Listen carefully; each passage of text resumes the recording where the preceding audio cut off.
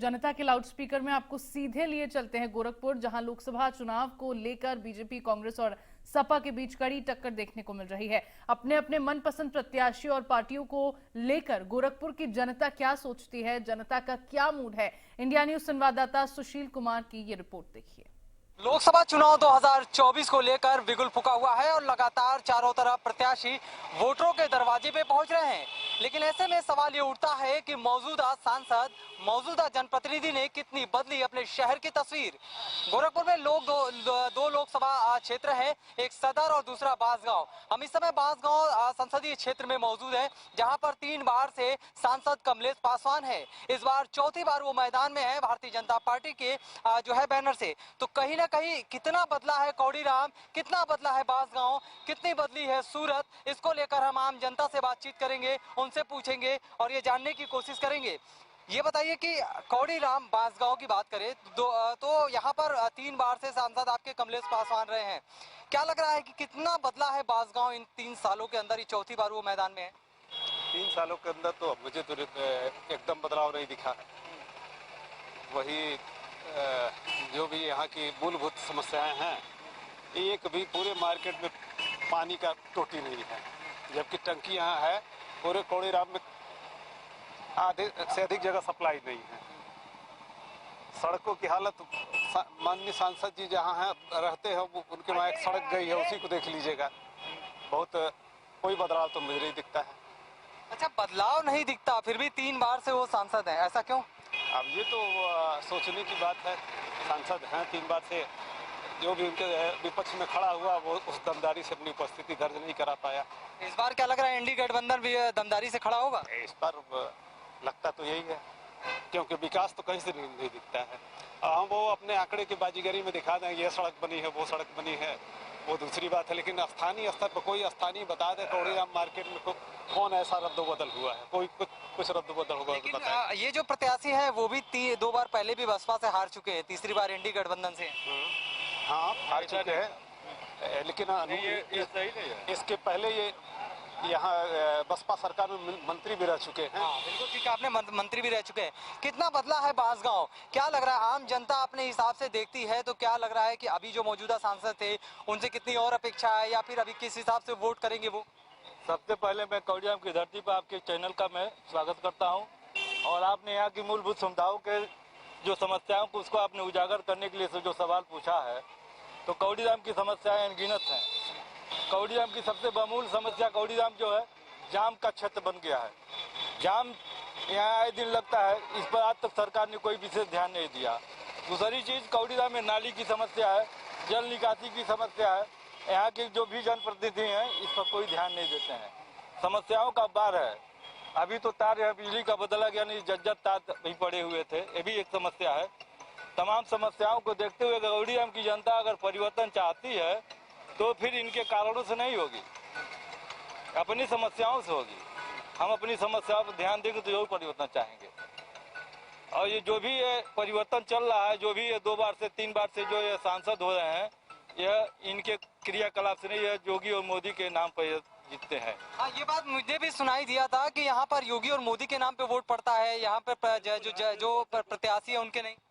इनको अपने नाम से कुछ वोट मिलने वाला नहीं है। हाँ, ये खुले मन से कोई कहने वाला नहीं है। तो क्या इस बार भी वही जादू चलेगा? जादू तो लग रहा है चल रहा है वही। समस्याएं तो बहुत है, नहीं कोई ध्यान दे रहा है। यानी समस्याएं हैं, उसके बाद भी केवल चेहरा एक नजर आता है। क्या लग रहा है, आप लोग स्थानीय हैं, यहाँ पर कितना विकास हुआ है, या इस बार जो जनता है वो क्या समझ के वोट करेगी? विकास क्या हुआ? विकास अभी कुछ नहीं हुआ। 3 बार से आश्वासन दे रहा कौड़ीराम को टाउन एरिया बनाने के लिए, एक बार भी आवाज नहीं उठा टाउन एरिया कौड़ीराम को बनाया जाए। ये नाली जो तेलगगड़ा में मिलाने के लिए बात हुआ था, अगले बार का आश्वासन है, इस बार भी नाली नहीं मिलाया गया है। 20 रास्ते में छोड़ दिया गया है, वहाँ तमाम पानी लगता है, उत्ती लगता है। और मोदी और योगी के नाम पर ही वोट पाएंगे, जो व्यक्तिगत कारणों से कुछ नहीं है। ये हमारे बगल की रहे, लेकिन अपना रोड नहीं बनवाए हैं पूरा। लेकिन जनता तो विकास चाहती है और विकास के नाम पे वोट करती है, लेकिन यहाँ पर एकदम अलग है। नहीं, राष्ट्रीय कारणों से लोग मोदी और योगी को लाने के लिए वोट करते हैं। प्रत्याशी का विरोध करते हैं, लेकिन वोट देना ही पड़ेगा। भाजपा को ही वोट देते हैं लोग। तो कैसे विकास होगा फिर? यहाँ तो होगा तो हो ही रहा है। राष्ट्र में कोई विकल्प नहीं है मोदी के अलावा। यानी आप लोग के विश्वास पर इंडी गठबंधन और तमाम लोग इसी में बह जाएंगे हवा में। वही रहे। हाँ। चलिए और भी लोग से बात करते हैं। अच्छा, कुछ कांग्रेसी भी हमारे साथ आ गए हैं, आप लोग भी यहाँ पे पहुंचे हैं कौड़ीराम, क्या लग रहा है? यहाँ की जनता तो कह रही है कि कोई विकास नहीं हुआ है, लेकिन फिर भी वोट करेंगे। मैंने सबसे पहले आपके चैनल को बहुत बहुत धन्यवाद, और आपको भी खास तौर से जो आवाम की खबर को आप पहुँचाते हैं। सबसे बड़ी बात है कि अभी आपने जिन लोगों से पूछा उन्होंने कहा कि विकास नहीं हुआ है। जाहिर सी बात है विकास नहीं हुआ है। जब विकास नहीं होता किसी क्षेत्र का तो उसका निकास होता है, और निश्चित तौर से विकास नहीं हुआ तो निकास जो है वो होना तय है, ये तो होना ही होना है। जब 133 करोड़ जो है जनता का प्रतिनिधित्व करने वाले देश के हमारे प्रधानमंत्री जो है, जब वो जो है झूठ बोल सकते हैं तो उनके जो सांसद हो या स्थानीय या मंत्री हो वो कहाँ से जो है अछूते रहेंगे। तो पहले सबसे पहले अपने आप को देखने की जरूरत है। जिस तरह से जो है आज जो है देश की जनता परेशान मरमाहित है, चाहे विकास का मुद्दा हो, चाहे जो है महिलाओं का मुद्दा हो, चाहे रोजगार का मुद्दा हो, चाहे चिकित्सा का मुद्दा हो, चाहे शिक्षा का मुद्दा हो, इस पर तो हर आदमी जो है खामोश है। इस वर्तमान की सरकार के जितने भी नेता हैं, चाहे मंत्री हो, चाहे हमारे प्रधानमंत्री हो, चाहे उत्तर प्रदेश बहुत बड़ा सूबा है इसके जो है मुख्यमंत्री हो, इस पर कोई वो नहीं है। ये बताए कब तक लॉलीपॉप देकर काम चलेगा? लेकिन फिर भी तो जीत तो हो जाती है। अब ऐसे में बांसगांव की तस्वीर कैसे बदलेगी? एकदम बदलेगी। बांसगांव की तस्वीर जो है, देखिए बांसगांव जो है बड़ा क्षेत्र, लोकसभा क्षेत्र। आपके जो प्रत्याशी है यहाँ पर, उनका भी तो विरोध हो रहा है, आपके ही लोग उनका विरोध कर रहे हैं, वो नहीं चाहते हैं वैसे प्रत्याशी। देखिए एक बात बहुत साफ हम बता दें, ऐसा कुछ नहीं है, किसी तरह का कोई विरोध नहीं है। विरोध है, पोस्टर भी चिपकाया जा रहा है। ऐसा वो ठीक है, आप देख रहे हैं जिनको आप दिखा रहे हैं, वो लोग जो लोग इस तरह का विरोध कर रहे हैं वो हम लोग संज्ञान में भी ये नहीं है। अगर ऐसा है तो उनको रास्ता दिखाया जाएगा। पुराने कांग्रेसी हैं, पुराने नेता हैं, किस तरह का लग रहा है कि कितनी तस्वीर बदलेगी, या जो आपके इंडी गठबंधन है वो प्रत्याशी कितना कारगर साबित होगा जनता की उम्मीदों पर? अब अभी हम अपने फाजिल दोस्त की बात सुने कि विकास कुछ नहीं हुआ, डेवलपमेंट कुछ नहीं हुआ, काम कुछ नहीं हुआ, लेकिन वोट मोदी और योगी के नाम पर दिया जाएगा। तो जनता को विकास चाहिए, हम जनता के लिए लड़ रहे हैं। अगर जनता विकास नहीं चाहती है, वो सिर्फ रामनामा चाहती है, तो हम उस पर कुछ कह नहीं सकते। लेकिन एक बात बहुत सही है कि जिस देश में प्रधानमंत्री मोदी और योगी के नाम पर वोट दिया जाता है, हम ये नहीं समझ पाते हैं 58 और 54 पर आया हुआ आदमी मंच से हमारे देश का प्रधानमंत्री किरसनी गिरी हुई बात है, वो महिलाओं के लिए बोलता है कि उसका मंगलसूत्र कांग्रेस छीन लेगी। ये जनता और महिलाओं से निवेदन है कि आप लोग बदल डालिए। ये सिर्फ इस सिस्टम को खराब किया जा रहा है। ये देश कहीं न कहीं दिग्भ्रमित कर दिया गया है हिंदू मुसलमान के नाम पर। महंगाई चरम पर है, बेरोजगारी चरम पर है, भ्रष्टाचार चरम पर है। कोई नौकरशाह ऐसा नहीं है जो जनता की बात सुनता हो। सिर्फ विरोध अगर रहता तो फिर बार बार जनता उन्हें कैसे चुनती? क्या लग रहा है कि स्थिति क्या?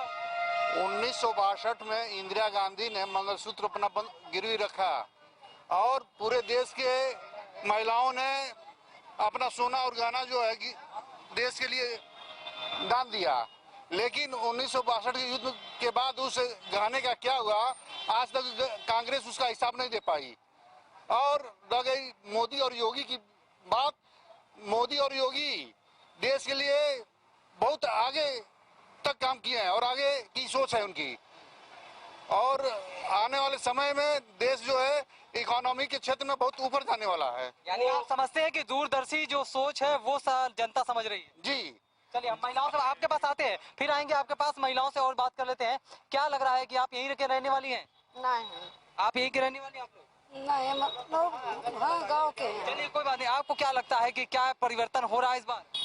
परिवर्तन यह है कि मोदी के वोट नहीं हम लोग देते हैं। हाँ, जब हमारे जनता लोग के नहीं खोज रहा है तो वो लोग के नहीं वोट देंगे। हाँ, कांग्रेस के वोट देंगे। हाँ। आप लोग यहीं के रहने वाले? नहीं, घर चलिए और लोगों से हम बातचीत कर लेते हैं। आप बताओ कि ये बताओ किस तरह की स्थिति है बांसगांव में, कितना लग रहा है बदलाव?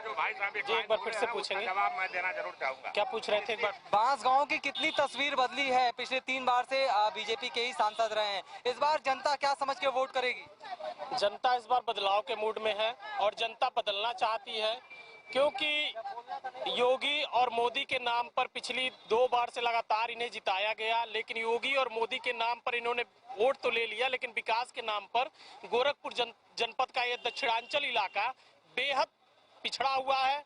हर चीज की यहाँ पे असुविधा है, किसी भी चीज की सुविधा नहीं की, जबकि केंद्र में, राज्य में उनका पार्षद से लेकर राष्ट्रपति तक भाजपा का है, लेकिन कोई सुविधा नहीं आज तक दी गई।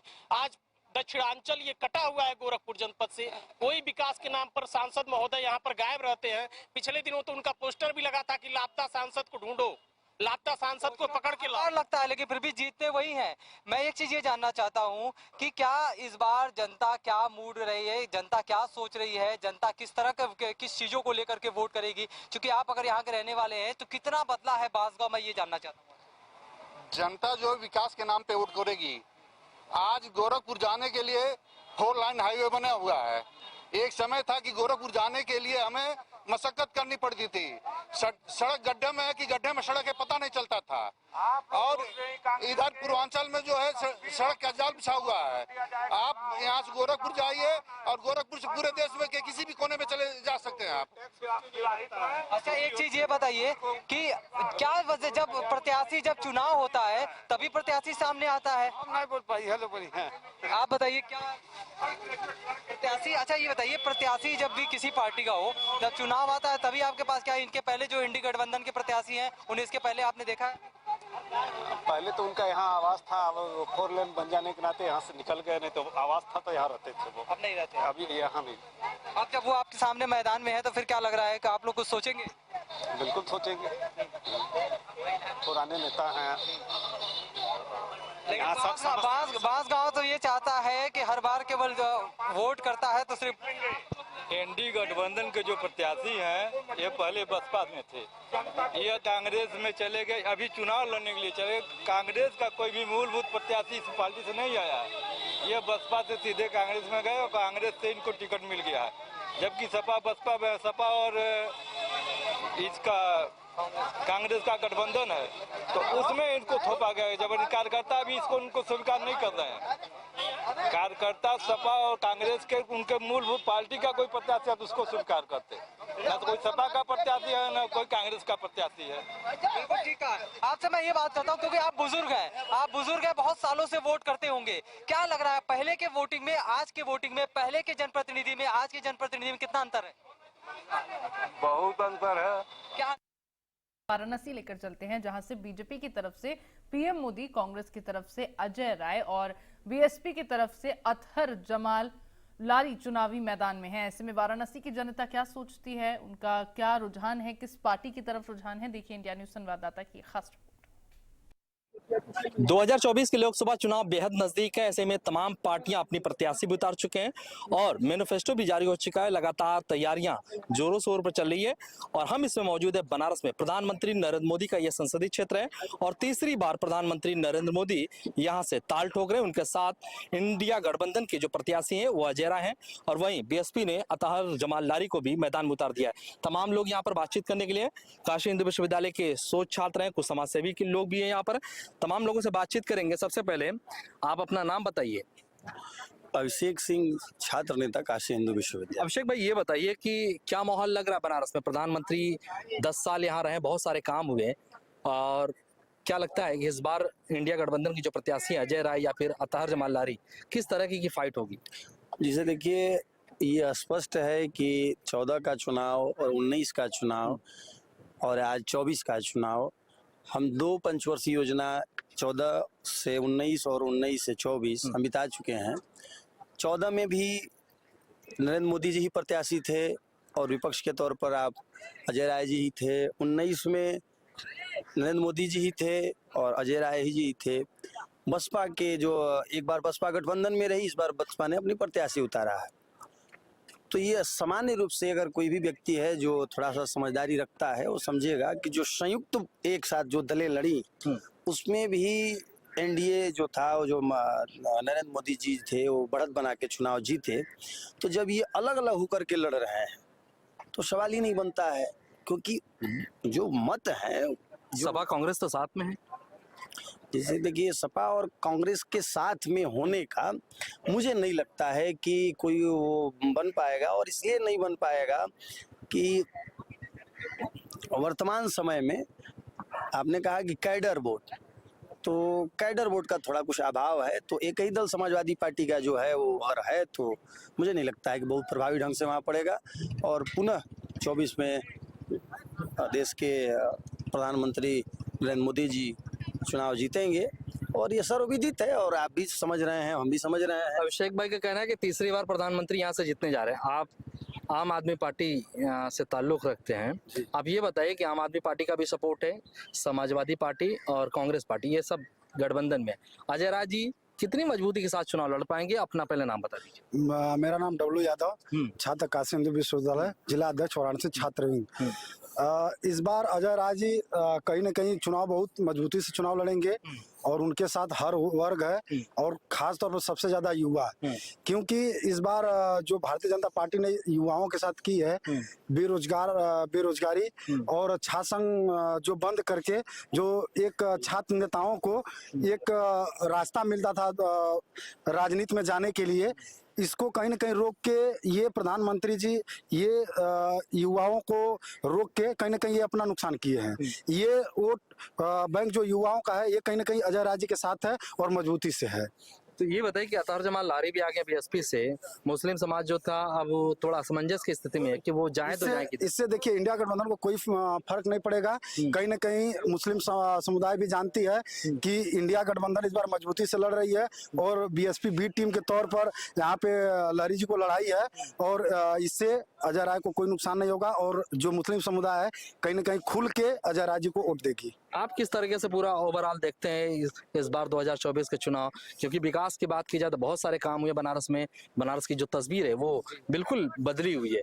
तो आपको क्या लगता है कि इस बार का चुनाव किस मुद्दे पर होगा, कैसे होगा? नहीं, इस बार हमें लगता है कि अपने यहाँ माननीय नरेंद्र मोदी जी पिछले जितने वोटों से जीते थे पिछली बार उससे कहीं ज्यादा वोटों से जीतेंगे, क्योंकि बनारस में अपने काशी में बनारस में जितने विकास हुए हैं, विकास कार्यों को देख करके जो है इस बार काशी की जनता वोट करेगी नरेंद्र मोदी जी को। ये कह रहे विकास बहुत हुआ और विकास को देखते हुए काम करेगी। आप कांग्रेस से ताल्लुक रखते हैं, छात्र राजनीति कर रहे हैं, क्या नाम पड़ेगा आपका?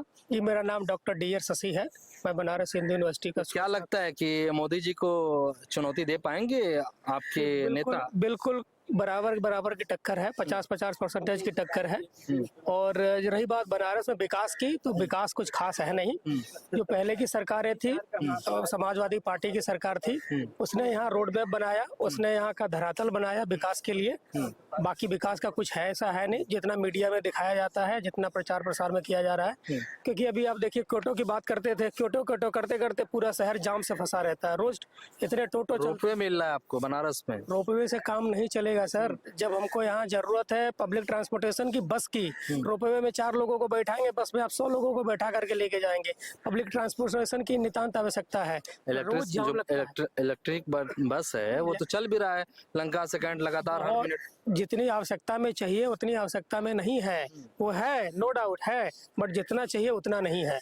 और हाईवे बना दिए, उसको विकास नहीं कहेंगे। विकास तब कहेंगे जब आपके थाने में आपकी रिपोर्ट दर्ज होती हो, जब आपका हाई कोर्ट, सुप्रीम कोर्ट और जिला न्यायालयों में आपके मुकदमे सही समय पे निस्तारित किए जाते हों। पर्यावरण संरक्षण को लेकर के कोई भी काम नहीं हुआ है। माँ गंगा हमारे सामने है, मोदी जी चिल्ला करके आए थे, मैं किसी को नहीं बुलाया है, मुझे मेरी गंगा माँ ने बुलाया है, जबकि वोट दिया था बनारस की जनता ने। कितनी अच्छे ढंग से साफ है। और जितना गंगा जी के नाम पे उन्होंने बनारस को ठगा है। आप देखिए आपने कहा कि पर्यावरण के दृष्टिकोण से कोई काम नहीं हुआ है। आप देखिए सामने बहुत स्पष्ट दिख रहा है, कि गंगा की जल कितनी स्वच्छ और साफ दिख रही है। तो जो चीजें प्रत्यक्ष रूप से दिख रहा है उसमें प्रमाण की क्या आवश्यकता है? ये कह रहे हैं कि एनजीटी ने जुर्माना लगाया। एनजीटी ने अभी हमारे सीनियर हैं डॉक्टर नहीं, नाम उनका मुझे याद नहीं आ रहा है, मुझे थोड़ी देर में बता दूंगा। उन्होंने यहाँ टेंट सिटी बनी हुई थी, ये यहाँ के जहाँ से मतलब